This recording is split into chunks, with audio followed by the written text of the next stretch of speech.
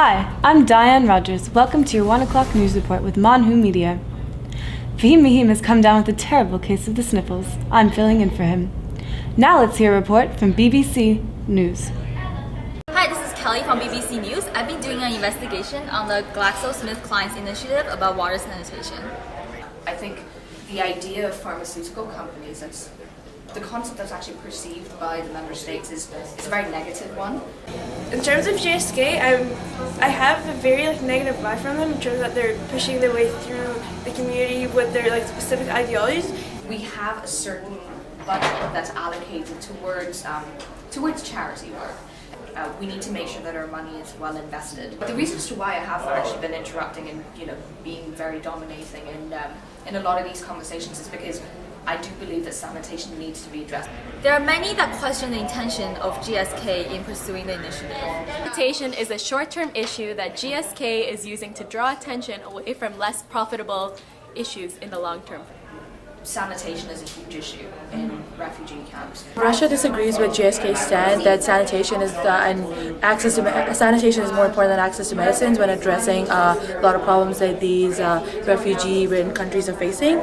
We actually think that access to medicine is one of the prime issues that these countries are facing when they're providing for the refugees. Countries have expressed skepticism towards the motivations of pharmaceutical companies.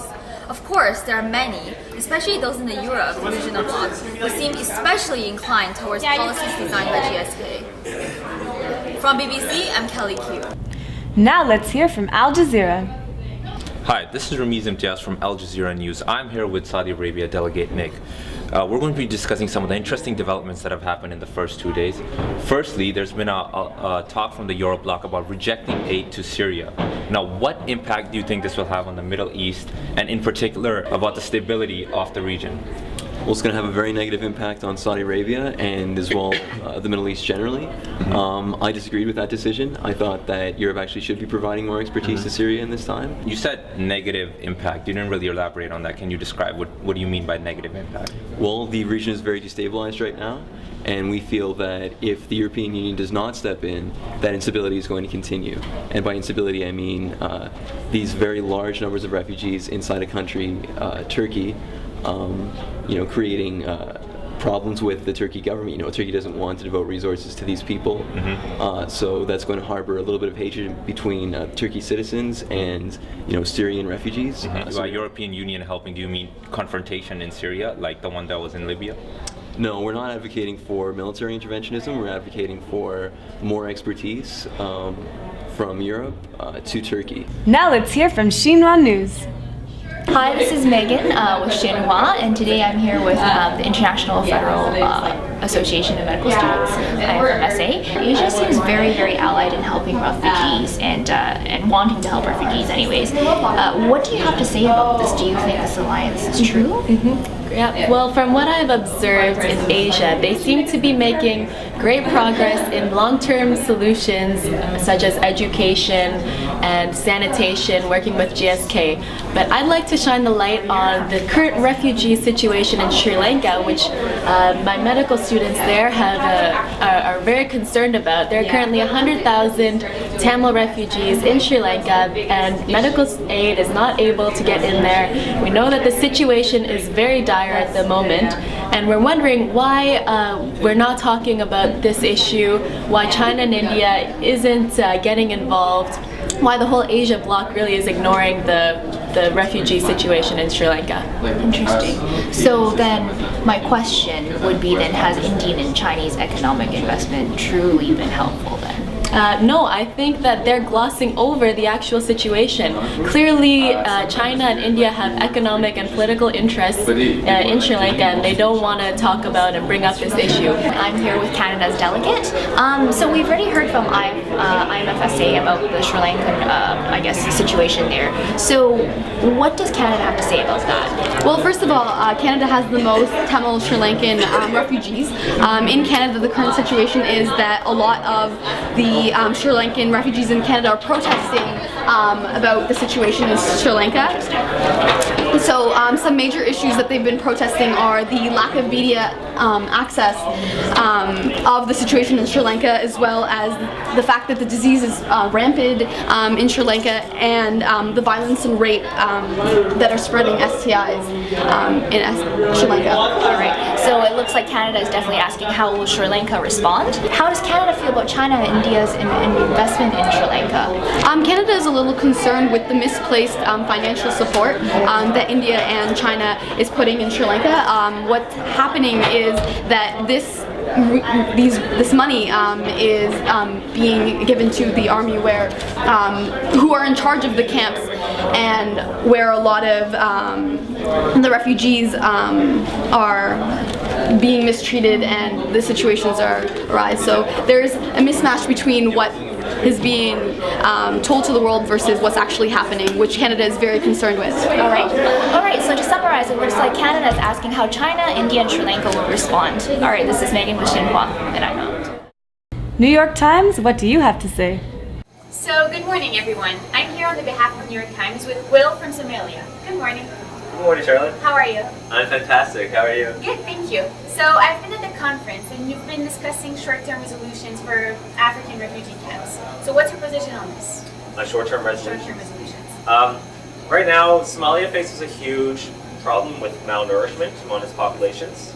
As you know, there's been a drought recently in Somalia, and we would like to see better work being done on addressing the malnourishment issue. And what would you suggest to resolve that issue? To resolve that issue, we need to enhance the screening programs, because basically what happens is that people flux into these areas, and then you need to sort out who is malnourished and who isn't, because then they can go on and get the proper treatment, because there's like a long-term treatment plan. I'm not blaming anyone. I think what needs to be done is more work, because right now, From who? From the international community, from NGOs, I think it's not so much the NGOs' problem, it's the fault of funding.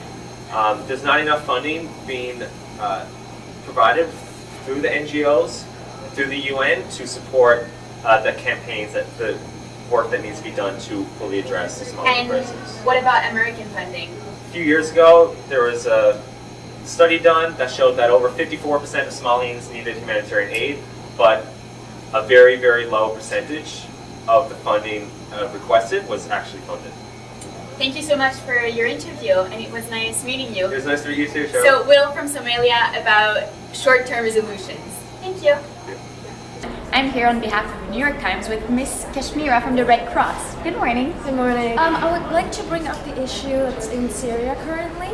The Red Cross is one of the only international organizations that's present in the city, and we are really calling on all nations to provide more help, and we're calling on more access to the area so that more international organizations can come in and help out there. We've been talking with Somalia about that same issue, and he's been saying that international organizations have not been doing enough about blocking refugees coming in the country. So what do you think about that? In Somalia, the main issue that we are having is the political instability there, and I guess without some military intervention and with some safety for our personnel, we can't get in there to help anyone. Perfect. Thank you so much for your participation. Thank you so much for the interview. So have a great day. Now let's hear from the Daily Nation. Hi, this is Laura Hine from the Daily Nation. Today I am meeting with the delegate from Kenya. Earlier today I had a press conference with the representatives from Iran and Pakistan who were pushing for a greater emphasis on increasing healthcare for women and children. And these were representatives from the European bloc, so I was wondering what the African bloc had to say about these issues. We're certainly open to working together with the European bloc on their resolution. We feel that we have a very innovative and potentially very effective resolution. One of the major emphases is on prevention and education.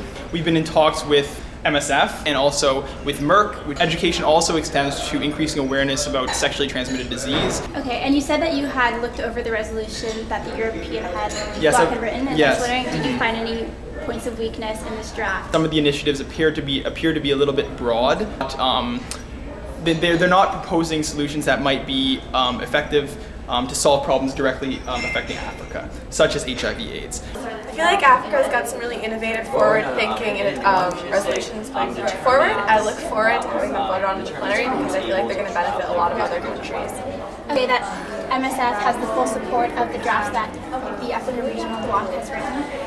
For the most part, yes, we're in agreement. I have yet to give my seals of approval. Currently, thousands of refugees have fled from Somalia to Kenya in order to seek refuge from the flood, and resources are needed in order to accommodate the increased number of people in Kenya. So what do you guys have to say about this, and what are the points behind your resolution? Sort of highlighted about 5 things. Finding land. We're looking at food resources. Pharmaceuticals, we're speaking with GSK, hopefully cholera is something we expect with sort of the high volume of people coming into this area. And then also security is another thing we're looking at. It's actually wonderful because we're coming up with short-term solutions that tie into our long-term solutions. So we also have resolutions going on about water and sanitation, nutrition, women's health. I'm Diane Rogers. Have a great day.